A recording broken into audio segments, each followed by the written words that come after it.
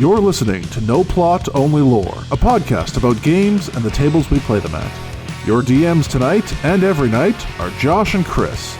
You can find us on all podcast platforms or check us out at noplotonlylore.com. If you like what you hear today, please rate and review the show and share it with everyone you've ever met. Welcome back to No Plot, Only Lore, the favorite podcast of Boss Beer. Sheep Market Town on Cormier's East Frontier, Boss Beer has all the woolen goods you could possibly ask for. It's an adorable little town surrounded by cattle and sheep and literally nothing else. Boss Beer. For wool. Do you like wool? Nah, not so fun when I stay silent for no reason, hey? You know what's funny about that? Okay. Our dynamic is that I am the one that asks questions. So it doesn't matter how long you're silent, because I will just ask you a question and then just let it sit there. True. Yeah. True. I guess I am the holder of wisdom that is dished out, and you come to me begging for tidbits. Yeah. So today, there's a couple of things I want to talk about, but the first one is I would love to get your opinion on cornplating.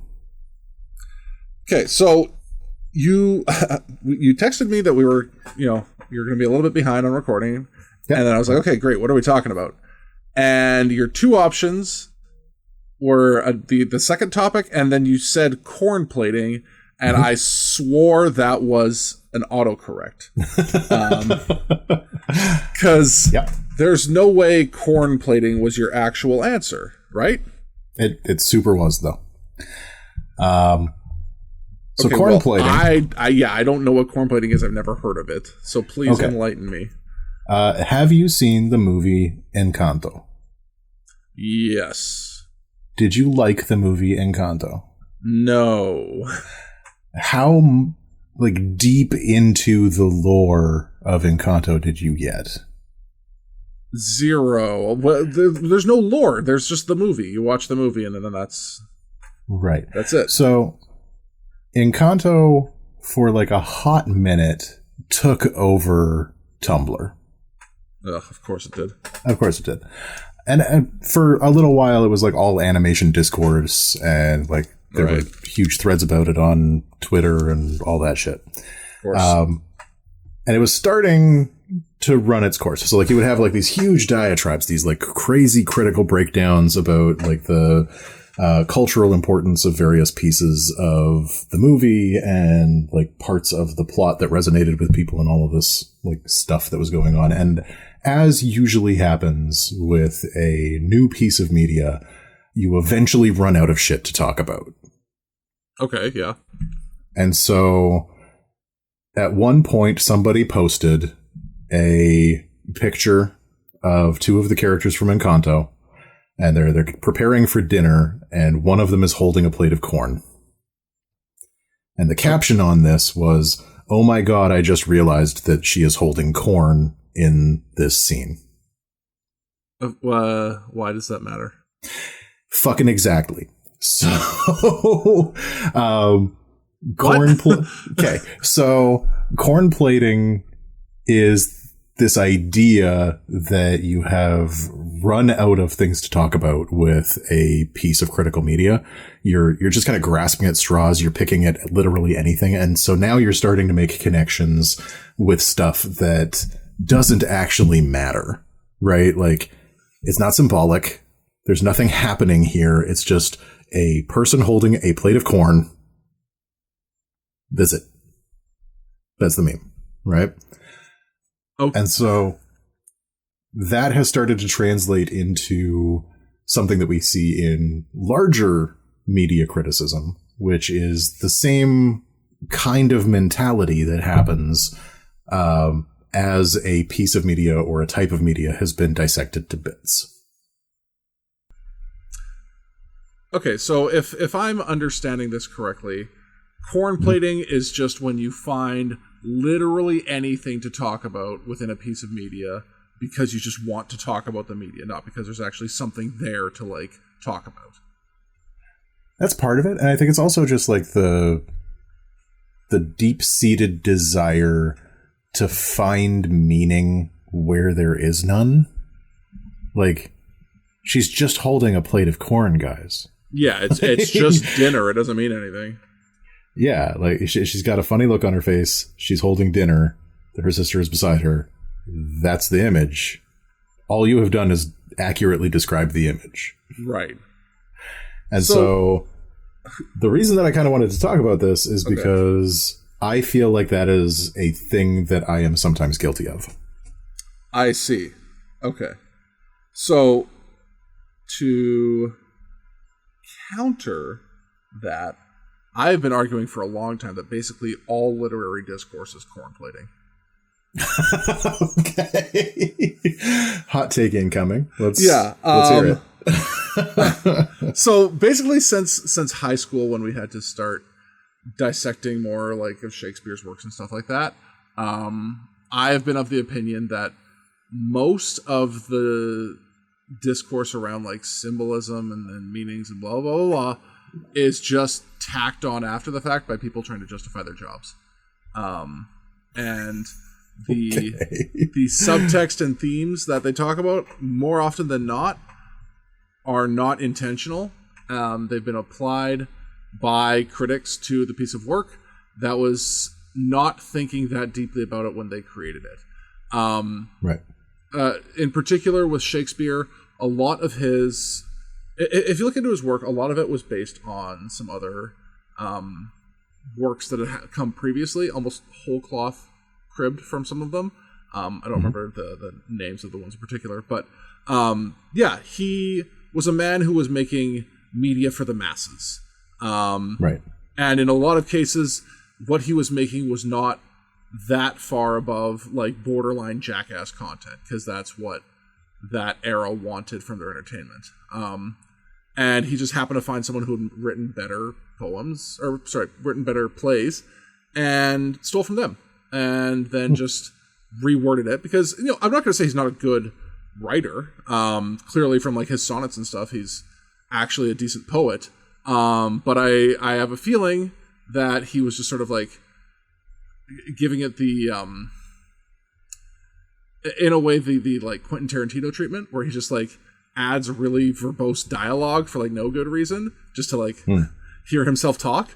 And the ideas behind the play were not his to put in there. But then people, want to give him this, he's the bard, give him this deep meaning to every play. And it's like, no, they're just soap operas. They're just entertainment. They're not trying to do anything slick. Okay, so we're fighting now. Yeah. Like, I feel like that was where we were going from the beginning. All right, cool. So, like, I do agree with you that a lot of the criticism building blocks, like the things that we use to critique a piece of art, are applied after the fact. Yeah.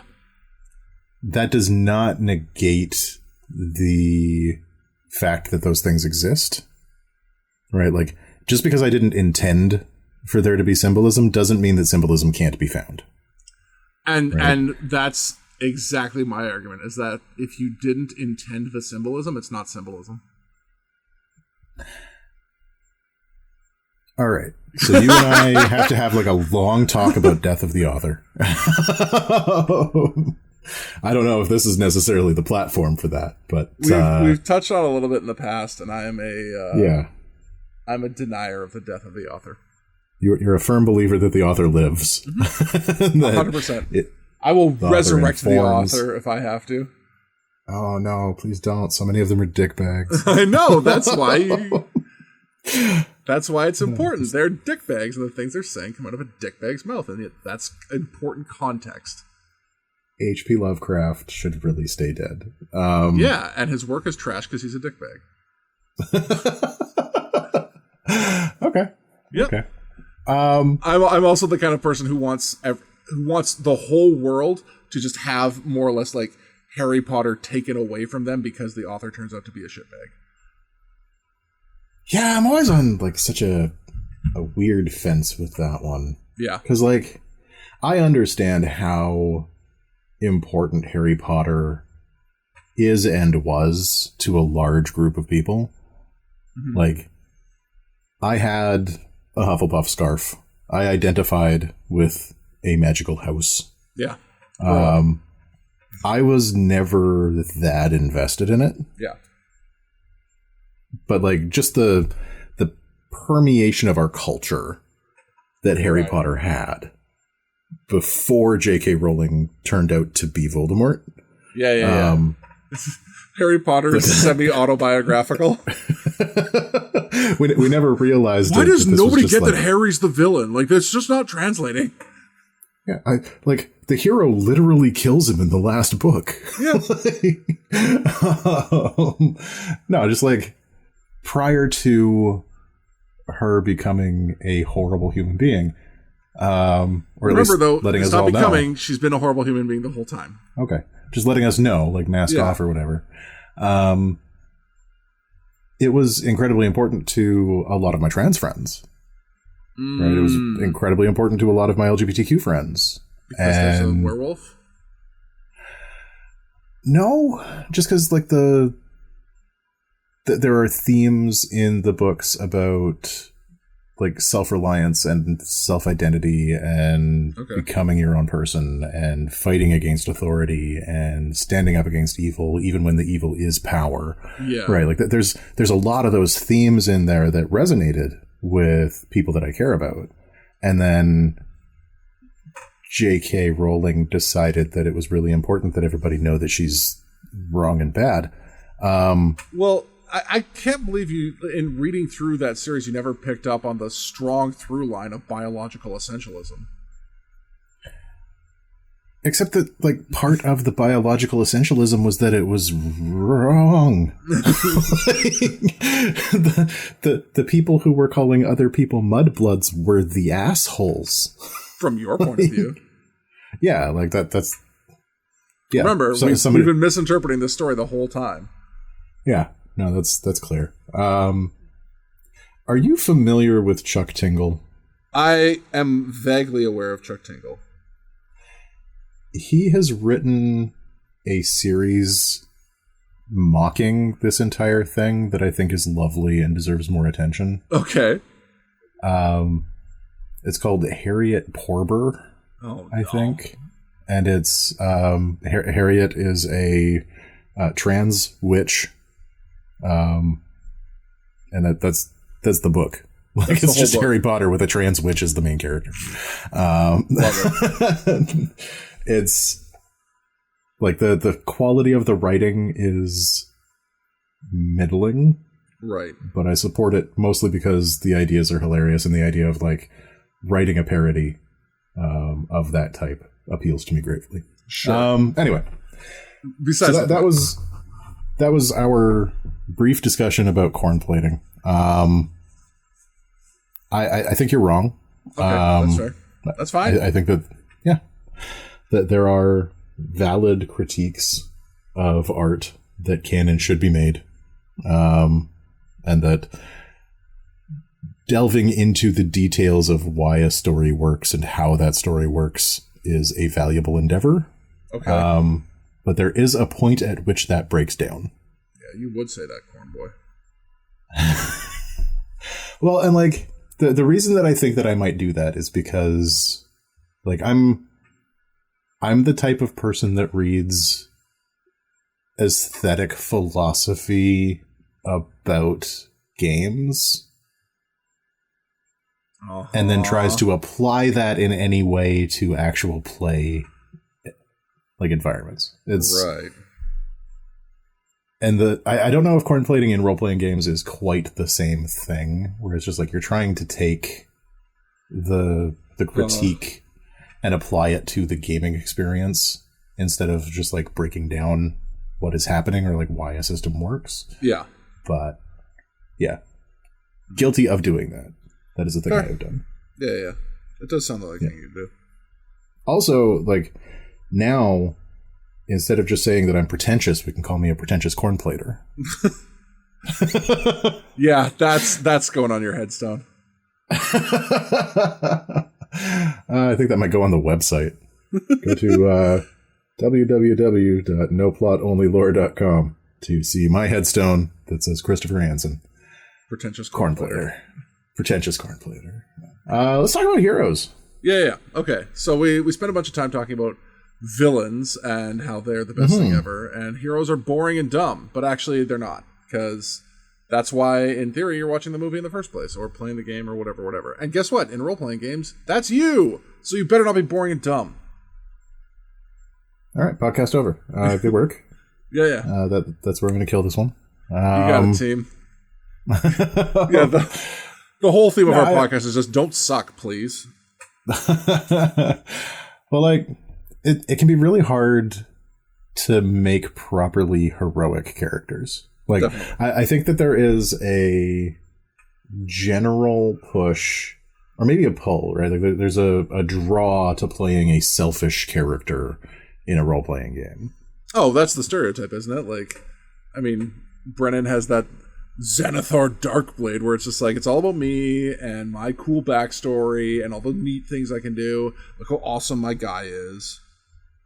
Yeah, and also, like, it's wish fulfillment, right? Like, there is an element of wish fulfillment that we're dealing with when coming up with these characters. This is somebody that we want to inhabit, somebody that we want to be for at least a little while before hanging up their character. And so I think that there is a natural draw to make a character who is a bit of an asshole. Yeah. Which doesn't always lend itself to, like, big heroic stories.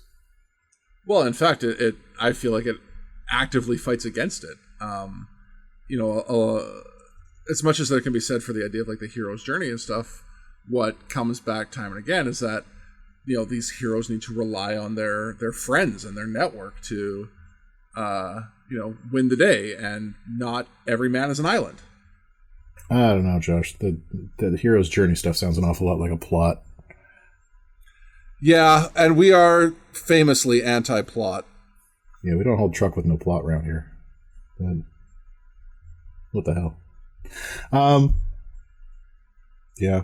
And I mean, like, we kind of make fun of that sometimes, but at the same time, I do think that is, like, legitimate, in that, like, it is impossible to start out with a hero's journey in mind in a role-playing game, just because, like, it's so structured. Right? Like, there's so many points that you have to hit in order to make that, like, actually work. So trying to go monomythic with it and, like, do your Star Wars Luke Skywalker character arc isn't necessarily going to work in most role-playing game scenarios, unless you've got, like, a DM and a player who are both very on board for exactly that thing. Right. But I mean, sorry, maybe I'm misunderstanding you, but are you saying that, like, Luke is the hero of the whole story? Like, no, I'm saying that Luke is the hero of the, like, hero's journey, the monomyth. Right? Like, he's the one that fits the Joseph Campbell circle nonsense. Right. But I say nonsense, but, like, it is valid. Yeah, but despite there being a hero's journey in Star Wars, like, the whole point of Star Wars is that he could not have done it alone. He needs his friends to come save him and to, like, contribute significantly. Yeah, it's more that, like, okay, so monomythically, we're looking at, like, the call to adventure and then the refusal of the call, and then like each of those steps along the way, crossing the threshold and coming back with, like, cooler stuff than you had before. Crazy oversimplified. Hitting each of those points in a role-playing game is tedious and awful. Yes, agreed. Like, it can happen organically sometimes, and I have seen it happen organically sometimes. But it's always after the fact, right? Like, it's that thing with the cornplating where it's only after the adventure has finished up and we're, like, moving on to another thing that you can look back on it and be like, oh yeah, the thing actually works. Yeah. It hit all of those points, whether we wanted it to or not. But, like, trying to force it, oh man, don't try and force it. No. So bad. All right, so if we're not forcing it, what do you think we need to have for a heroic character? Right, if we're not doing monomythic, what makes a heroic character? What are the traits there? I would say a heroic character is selfless. Okay. heroic character is perseverant. And a heroic character is, like, it seems simplistic to say, but just like kind. Okay. Okay. Let's delve into each of those a bit more. So, no, I've already forgotten the first one. Selfless. Selfless. Okay. So acting in a way that is not necessarily for the betterment of self. Right. It could be.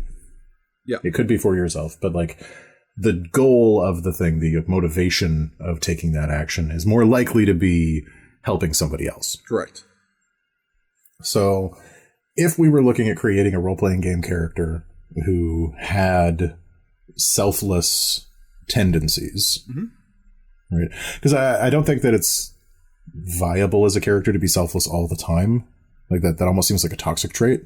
Yeah, sure. What types of selfless acts do you think that type of character would be embodying? Like, how would you represent that on the sheet or like in session 0? That's a good question. I mean, to say it's happening like right from minute 1, I think it's very tough, though. Like, so if we could just like back up for a sec, though, like you're saying, a heroic character, but I think maybe there's the assertion there that like all of these characters start heroic, and I don't think that's true. I think the characters become heroic over time, and or at least that's the way I've sort of approached character development. Is that like, you can have a like not everyone's a goody two shoes, right? That's why you have these alignment charts of various places that you start, and at the end of the day, it's about the development of the character and where they grow.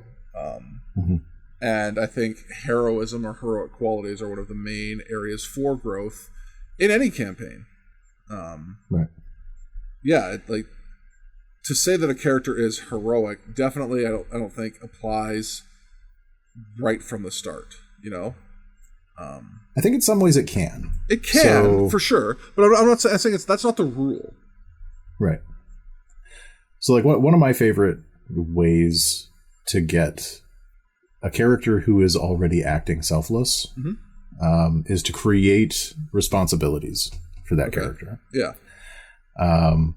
My favorite characters are characters who have something other than themselves that they care about more than themselves. Right. And the easiest way to do that I've seen, and this is not for everybody, not everybody is going to want to do that, pregnant characters and characters with kids. Ew. Yeah. Not a lot of people want to do the escort quest necessarily. Yeah, exactly. But having those responsibilities out the gate means that you have something that you are working towards, something that you are working for that is not already intrinsically selfish. Right. So I guess my only like pushback against that would be like, I feel like those are almost like, I don't want to say like too easy to do, but like, I don't feel like it takes obviously a parent. Okay. Speaking as a parent, you're obviously going to have selfless behavior towards your kids, and you know, a mother's obviously going to protect her child, but in a certain way, it's like easy and it's cheap, obligatory, it's so cheap, right? And to me, like a more heroic character would be someone who has to make that choice. You know, even if it's just like, yeah, this is my like niece or nephew that I'm stuck with. But they, you know, I had to like actively decide that's what I want to do, right? It's not. Well, I think like a good example of the thing that you're talking about is The Last of Us. Okay, yeah. Because Joel in The Last of Us does not start giving any shits about his escort quest character, and eventually begins through responsibility that was thrust onto him to care about that person more than he cares about himself. Right. So like that isn't like having a kid at the beginning of your campaign is admittedly a cheap move. Yeah, definitely. It's a cheap way to create some extra responsibility for your character that is likely to inconvenience your party. No kidding. Like, sorry guys, we're gonna have to stop stabbing kobolds because I need to change a diaper. Do you know how angry I would be if somebody said that to me? Although there is something hilarious to me about like a kid doing the potty dance while like other people are fighting monsters in a dungeon. Yeah. I have to go. Just like add a skill challenge in the middle of combat to like try and find a place for your kid to piss. Oh my god. Funny as the idea is, I would never return to that table. Although you know what, I can't. I'm guilty of doing this at my table because I'm playing a character. As a player? Yeah, I'm playing a character that respects the Sabbath. Oh yeah, and refuses to work on Sundays, and they have to just drag him around sometimes. Yeah, sometimes inconveniencing your party isn't a terrible thing. But like that actually works into the responsibility thing as well, is that like responsibilities only matter for your heroic character when they're challenged. Right. Like you can have a responsibility and if it's just sitting in the background doing nothing and isn't actually interacting with the story at all, then it means nothing. It's useless. No, it's true. But if you challenge that responsibility, so in your case, working on the Sabbath, right? You don't do that. Here's a life or death situation where you would have to work or die. Yeah. Now you have a choice to make. And that choice is going to be illustrative of your character and either selfish action or selfless action, depending on who it is that is viewing that action. Right. And that creates interesting character interactions. Oh, okay. So just thinking about that idea for a second, would you say that a character like resolutely refusing to break their like personal conviction is a selfish or a selfless action? It's contextual. Okay. Anytime you're challenging a conviction, there are two options for how that is going to go through. Yeah. And how you're going to view that and the action that they choose to take is going to be based on your own morality. Right. And like informed by the things that are happening in your own life. So like if we're in a life or death situation and somebody is refusing to help in that life or death situation because of a like religious obligation, I personally am going to take exception to this. Okay. Right. Christopher Hansen would be kind of grumpy at the idea of dying because somebody else's religion is getting in the way of that like thing getting fixed. I see. But I can also see where there are other people who would view that as a ultimate sacrifice for the greater good of appeasing your god through following that god's orders. Right. So like, depending on which character is viewing that and how the character is viewing that and the lens that you're using for that action, that's really going to inform how you feel about that action.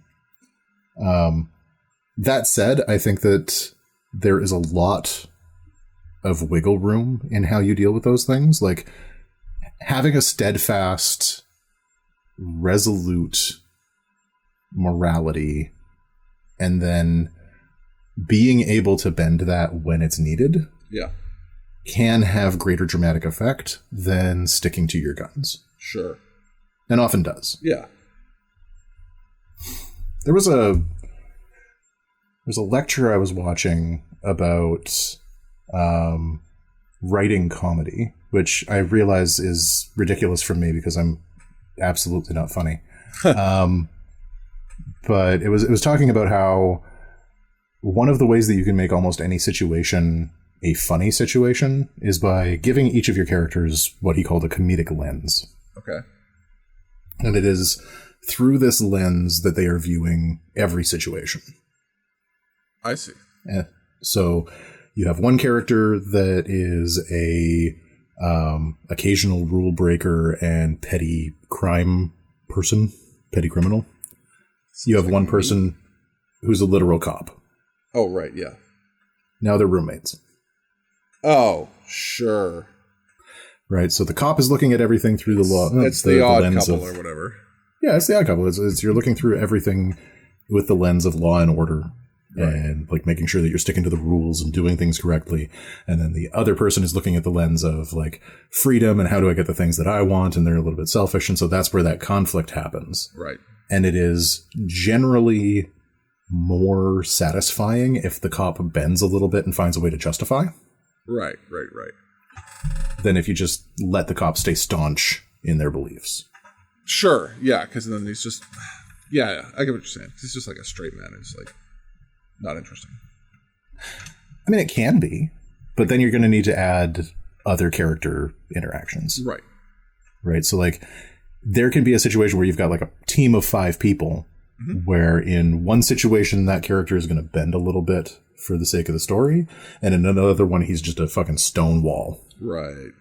It's like, this is not a thing that's moving. This is not a piece that we're going to be messing with. We're going to find another way through other character interactions. Well, in a sense, it's just sort of like overblown yes-anding. Yeah. Right? Like, yeah. It's no fun when you're trying to improvise and someone just goes, no. Right? So if it's just you and that one other person, then absolutely that's true. Yeah. Or if you have like multiple people who are just saying no. But if you have that one person in a group of people that is yes-anding and that one guy is just like, no. Yeah. It will not happen, by God. Yeah, he's not invited back. I mean, I can see situations where that would be fucking hilarious. Right. So, like, again, contextual. But like, if it's just that one guy and everybody else is yes-anding through the situation, and he's just like being the stone wall for a reason, like there's got to be a purpose for it. Yeah, and I can see that working. Yeah, because so often in an improvised setting, there's no direction for them to go. They're just being contrarian. Right.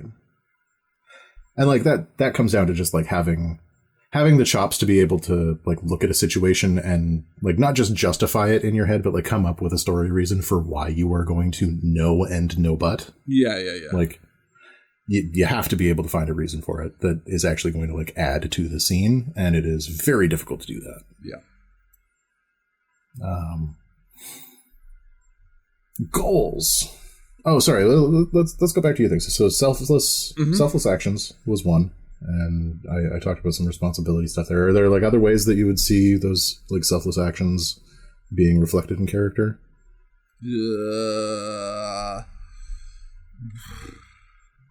Just asking the easy questions. Just a little softball for you. No. Okay. Listen. It's been a long day. It's been freaking hot here. It's like midnight. No, I forgot the other 2 qualifiers that I gave for her. I'm gonna tell you right now, they're just gone. We've been talking for 20 minutes straight about it, and I just like, well, that information is no longer needed, and purged it. So you know what? I've also forgotten the other 2 things that you said. So that's fine. I've got notes. Yeah, stick to the show notes because. All right. So the thing that I put next was goals. Okay. So like a heroic goal, you don't have to have one out the gate.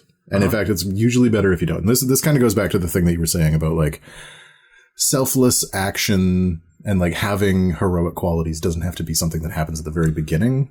Right. Yes. That, like, you grow into. So you don't have to have a heroic goal out the gate, but like discovering or adopting a selfless goal over time is definitely going to help in like becoming that heroic person. Yeah. I think one of the best tropes for heroism is like the super selfish person that like eventually finds something to be self-sacrificing for. The whole Iron Man character arc. Yeah. Yeah, the guy who's had no reason to think about anyone else but himself suddenly, turns his emotions on. But they did the lazy thing. They gave him a daughter. Yeah, and okay, yeah. Actually, that's why the first Iron Man was so good, is because he didn't have that easy out. And then right. you get to the last one, and they're like, oh yeah, like Tony can't just be like indiscriminately compassionate for the whole of humanity. It has to be just his kid or just Pepper or whatever. So my son and I are actually rewatching a bunch of the Marvel movies right now. All right, I'm sorry. No, we're only watching the good ones. Oh, okay. Yeah, like we did not watch Thor 2, nor shall we. Despite the name? Despite the name, yeah. My kid's name is Thor, and we're skipping 2. We're going to Ragnarok, and then we're not touching Love and Thunder. Oh, man. You're really critical of the Thor quadrilogy. I absolutely loved Ragnarok. Yeah. Thor 1 was okay. Okay. The other 2 are dog shit. I hate those movies. Oh, man. I kind of like the Dark World, but okay, whatever. I really like Chris Eccleston in everything. Yeah. And I'm true. so mad they wasted him. They really did. They really did. Chris Eccleston is my doctor, for the record. Oh, same. Yeah. 100%. Leather jacket forever. Yep. But one of the things that I've noticed going through these is that the self-sacrifice angle is something that they keep coming back to with Tony. Right. And they keep touching on it a little bit and then shying away from it, touching on it a little bit and shying away from it. Gallards. And in... I said Gallards. Yeah. Yeah. And then finally in The Last Avengers, and we're not there yet, but like in that one, they just give up, and they give him a kid. Yeah. Right. But like Captain America Civil War, he's talking about like their responsibilities and making sure that they've got a leash on them and that somebody is going to have some oversight. And it's just like that is a very altruistic angle for Tony. And then they just give it up and give him a kid. Yep. Yeah, no, it definitely cheapened the character, I think, by giving him a kid. Yeah. And goals can change too. I think that's another important factor in that is that like you're, you haven't played Mouse Guard, right? No, I refuse. Okay. One of my favorite things I don't refuse, I'm just being contrarian, but 50,000 download bonus. We'll play some Mouse Guard or something. One of my favorite things in Mouse Guard is that you have a goal field on the character sheet that has a mechanical benefit if you achieve your goal or if you don't achieve your goal. Okay. And that changes every session. Okay. Right. So like every session you just write down like, I want to be better at sword, or I want to seduce the barmaid, or like whatever it is that you want to do over the course of the session. And then working towards your goal and failing, you get experience. Okay. Right. The Mouse Guard equivalent to experience. They achieving don't call your it goal. experience? Well, it isn't like Mouse Guard is a system where you get better at skills by using them. Oh, okay. Right. So they don't have levels. And so experience isn't really a thing. I see. But they've got a couple of different points that you can use to get like bonuses on rolls and stuff. Okay. And those are the rewards that you get for achieving or not achieving your goal, or challenging your belief, or that sort of thing. Okay. So yeah, that one's kind of fun. But like I think that even in like a broader sense, that can be an important thing. Is like I've started with this goal, whatever that goal happens to be. Yeah. Dungeons and Dragons movie is a good example of this, where like Edgin, is that his name? Yeah, Edgin. Edgin starts off, his whole goal is just to get his daughter back. Right. And then over the course of the movie, it actually becomes, I'm going to save people. I'm going to save everyone. Yeah. Right. And that shift in the goal, like he gets the thing that he's after. Yeah. Right. He gets his daughter back. They're sailing off into the sunset, but oh no, Red Wizard of Thay wreaking havoc. So turn around, handle your shit. Right. Yeah. And that can also be an interesting thing, is like achieving your goal. What do you do after it? Sure. Yeah. Because, well, I mean, that's life. Like I don't have one goal for the rest of my life. Like a goal that I have right now is I want to take my kids to Disneyland for my 40th. Right. That's a goal, but that will be accomplished. Do I just like pack it up? Right. Like I still got, you're done. I don't know, 10, 15 more years of living to do after that. So No, might as well not. Just yeah, just time to bed rot. Just bed rot for 15 years. just lay down in the middle of the park and be like, I'm finished. Daisies growing up around you. Anyway, no, it's like I'm thinking like the heroic goals, right? Like, so you have your heroic goal of going to Disneyland. Once you get there, you're going to have other goals. Obviously, they may not be related to Disneyland anymore, but they're probably still going to be like, let's have fun at Disneyland. Or like you get there and you realize Disneyland kind of sucks, and you're like, all right, well, let's go to the San Diego Zoo instead. Sure, I can do that. Right. Staying grounded, I think, is important for heroes. Like, again, I don't want to lean too heavy on the D&D movie today, but like, but why not? It's a great crutch. It is a great crutch. The fucking paladin, god damn. Oh, buddy, he's so good. He's fantastic in both senses of the word. Yeah, he is very quality, and he is also just deeply, deeply good. He is not a good heroic character. Ooh. The old spicy meatball there, huh? In fact, I would go so far as to say that he is not a heroic character at all. Oh! I feel like he's not the hero of the story by any stretch, and he doesn't actually do anything that is particularly heroic in terms of what the story entails. Right? Like, yes, he saves a weird anthropomorphic kitten from a fish. That's true. And that's kind of it. Yeah, that's the end of it. That's the only good. That's the only thing that he does.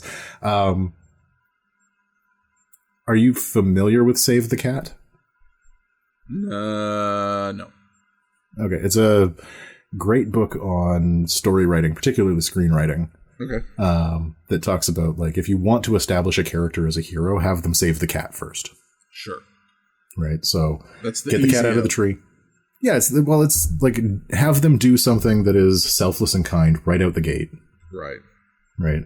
And that's exactly what they did here. And I found it hilarious that they literally had him save a cat first. Right.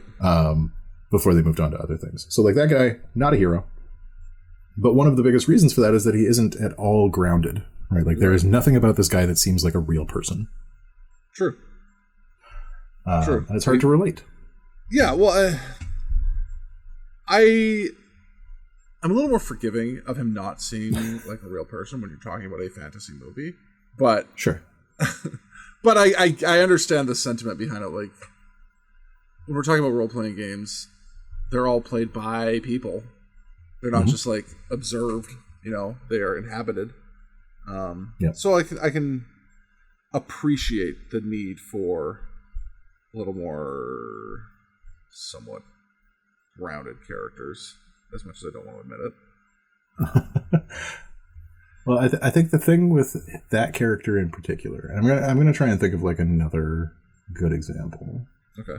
Or actually, I'll think of I'm going to provide an example that I think is a heroic character who is similar in approach, but is still grounded and relatable, and that's Superman. Okay, yeah. Right, like Superman as Superman is just that paladin from D&D. Right. Right. He sees the rock. He doesn't go around it. He's just going straight through. Right. He's going to go up and over it.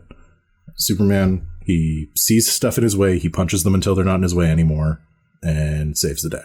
Okay. But then Clark Kent is a very relatable character. He's socially awkward. He's from a small town. He doesn't really get what's going on in the big city. He's like weird about his size, so he hunches over. Right. Like he's a relatable, flawed character when he's not being superhero form. Mm-hmm.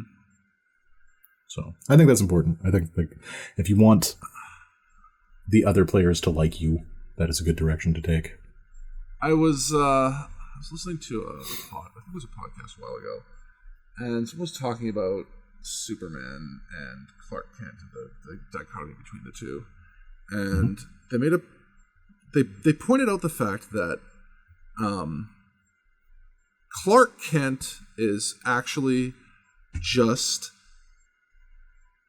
Superman's critique of the human race. Ooh, okay. Yeah, he's unsure of himself. He's lacks confidence. He's bungling. He's shy, cowardly. But these are all he chose every like negative characteristic that he could to blend in with humanity to success. Apparently, other than being mean, like Clark. I suppose that's true. He's not actually mean. Yeah, he's not mean. He's not like biting or sarcastic. He's very wholesome in his approach to those things. I think less than like all of the bad qualities of humanity, I think Clark embodies Superman's idea of weakness. Right? Because like you can be strong and mean. Yes. You Clearly. can't be. You can be bumbling and mean, but it's not going to go very well for you. That's true. Have you seen My Adventures with Superman? I can't say that I have. Watch it with your kids. It's amazing. Okay. It is my favorite version of Superman since the Lois and Clark days. Okay. I really hated, like, despised Snyder's Superman. Oh, yeah. And this fixes literally all of my problems with him. Okay. He is like kind. He's gentle. He's polite. He's like the first fight that he's in that you see in the show. He puts all the cars back. Yeah. Like, so, someone pointed out to me, and I think they nailed it perfectly, is that the problem with Snyder's Superman is not that he got Superman wrong. It's that he got the Kents wrong. And the Kents in Snyder's work are, they're afraid and they're paranoid about, their son being exposed, whatever. But it's the relationship with his dad that really formed who he was, right? And so by his dad telling him to like hide who he is and hide his greatness, he really just like fundamentally doesn't understand what makes Superman great. I feel like Pa Kent in the first Superman movie reminded me a lot more of Ben Parker. Okay. Like Uncle Ben. Just Yeah. like he's trying to instill a sense of responsibility into his son, and then like his death prompted Clark to become a superhero. Yeah. But in a lot of the fiction, and like Superman's origins are all over the fucking place. But in a lot of the origin myths about Superman, he's still alive. Yeah. John Kent is still around doing John Kent things, hanging out on his farm in Kansas. Usually he dies later. Yeah. But like it isn't a crazy like Superman death. He just dies. He's old. Yeah. He is in fact an old man. Yeah. I like that wholesomeness and that groundedness in Clark, I think, is one of the things that has always drawn me to that character. Yeah. And then everything about Superman pushes me away from the character. I really like Clark Kent. I don't like Superman very much. Yeah. Did you ever read The Death of Superman? Which one? Like The Death of Superman. Like the black bag Death of Superman? Yeah. Yeah, sure did. And that didn't like improve your opinion of him? The fact that the way to kill Superman was to punch him more I guess that's true. hurts my feelings in a deep and personal way. Yeah.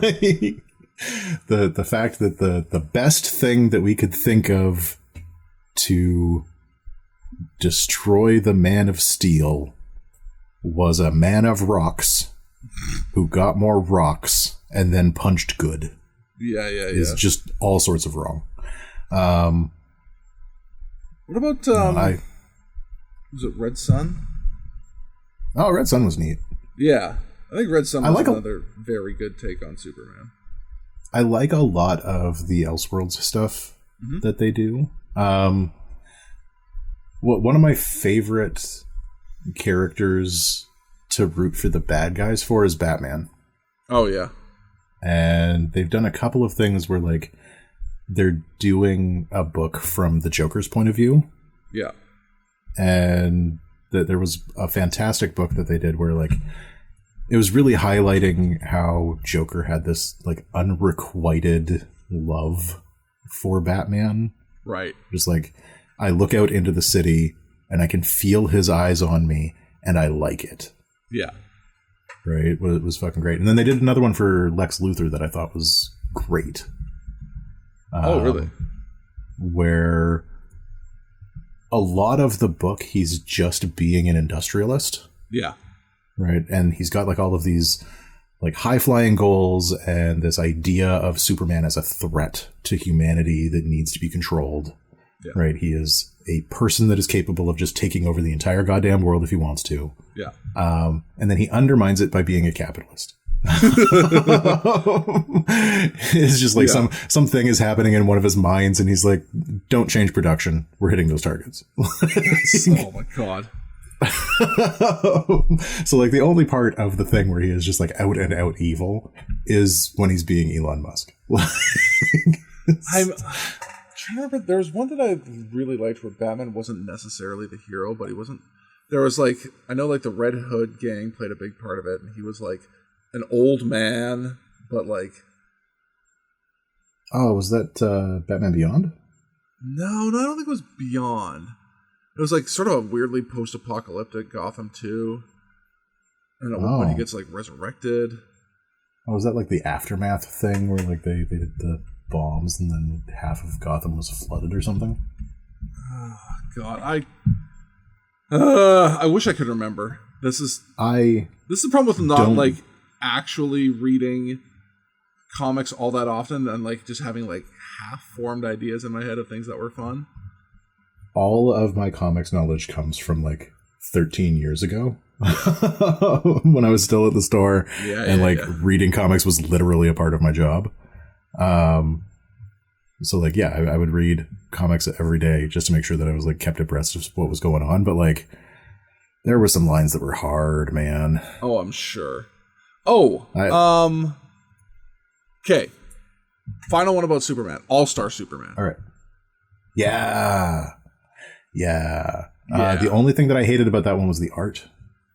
Oh, okay. I disagree with you, but I can see where it wouldn't be super great. Everything looks like pointillism potatoes. It's just like I'm not a better artist than that person. I don't want to suggest that even a little bit, but like as the audience for that book, everything was just kind of weirdly lumpy. Yeah. And shaded with little points. I couldn't handle it. Anyway. Any other points on how to be a hero in a role-playing game? I don't think so. I think, so I'd say one thing, like we got this note here about staying likable. Yeah. It's, part of that is, I think, is a character thing, and part of it is just like being a normal human being kind of thing. Because people forget I don't know how to do that. Like, people forget they have to be liked at the table sometimes. And not just like their character, but them too. And they feed into each other. They really do, especially if you've got somebody who thinks that like being the heroic loner archetype is going to be like the bee's knees. Yeah, exactly. Like, I don't actually like any of you people, but I suppose we can work together, right? Yes, it's just like, no, but I will save everything. You're not Wolverine, guy. Yeah. That even Wolverine isn't like that. No, No, Wolverine has friends. He's an X-Man. He's got a best friend that throws him at people. Like, you don't get to that level of intimacy in a relationship without actually spending some time together and liking the other person. Did you ever see that thing where, like, She-Hulk was doing a fastball special? Oh, God, no. I stayed far away from She-Hulk. Okay. It was an Avengers thing, but I guess she, like, picked up Wolverine and was asking if he worked out because he's got a really tight little butt. And he was like, this is a lot less awkward when Colossus does it.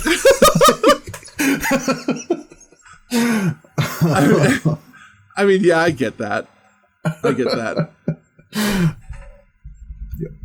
No, stay likable. You gotta work together, right? Like having your goals, having your responsibilities is fine, but like if you spend the entire game acting like a narc, yeah, it's not going to be fun for most of the people there. Yeah. Unless you're playing a game that's like based on The Wire. Oh, right. In which case, you need at least one person to act like a narc. Yeah, we need to do just an episode on the impact of fucking HBO shows on just like the cultural zeitgeist to the like negative. Oh man, our next episode, I'm going to write it in our notes now. We're just going to talk about Game of Thrones and the effect that it has had on D&D. Oh, Jesus. Yeah. Okay. Yep. So look forward to that one, guys. We're going to record that next. All right. Should we have a sign off? I feel like we might need to sign off. We have that whole like the music comes up and whatever. I actually kind of forget what our theme is. It's like